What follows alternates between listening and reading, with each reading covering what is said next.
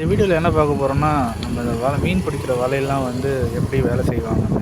இப்போ பார்த்தீங்கன்னா, இந்த வலை உள்ள ஒரு கண்ணுலேயும் கயிறு கோர்த்து எடுத்துகிட்டு போகணும். எவ்வளோ ஃபாஸ்ட்டாக கோக்குறாங்கன்னு பாருங்கள்.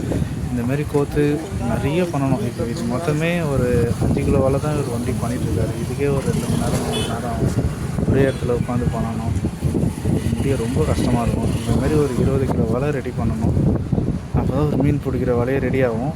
இதுதான் ஃபஸ்ட்டு ஸ்டெப்பு. இதுக்கப்புறம் ஒரு 3 ஸ்டெப்பு இருக்குது. இந்த கட்டை, இந்த ஈயம், இந்த மாதிரி பண்ணிட்டு போகணும். இப்போ இது பார்த்திங்கன்னா கீழ் வலை, வெயிட்டு கீழே தரையில் போய் நிற்கிற வலை. இதுக்கு வந்து கயிறு போட்டுருக்காங்க. அடுத்தது பார்த்திங்கன்னா மேல் வலைக்கு மேகா வலைன்னு சொல்லுவாங்க. இந்த மேகா வலை கயிறு கோத்துருக்காங்க பாருங்கள். கட்டையோடு சேர்த்து அடிப்பாங்க. அந்த இது வந்து ஈயத்தோடு சேர்த்து கோத்துட்ருக்குறாங்க.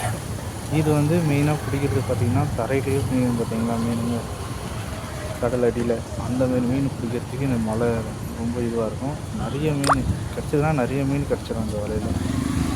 அதேமாரி ரொம்ப நீட்டாக வரும். வலை ரொம்ப லென்த்தாக இருக்கும். இந்த தகவல் உங்களுக்கு புதுசாக இருந்ததுன்னா லைக் பண்ணுங்கள், ஷேர் பண்ணுங்கள், கமெண்ட் பண்ணுங்கள். நெக்ஸ்ட் வீடியோவில் இது அடுத்த ஸ்டெப்பு எப்படி பண்ணுறாங்கன்னு போடுறேன்.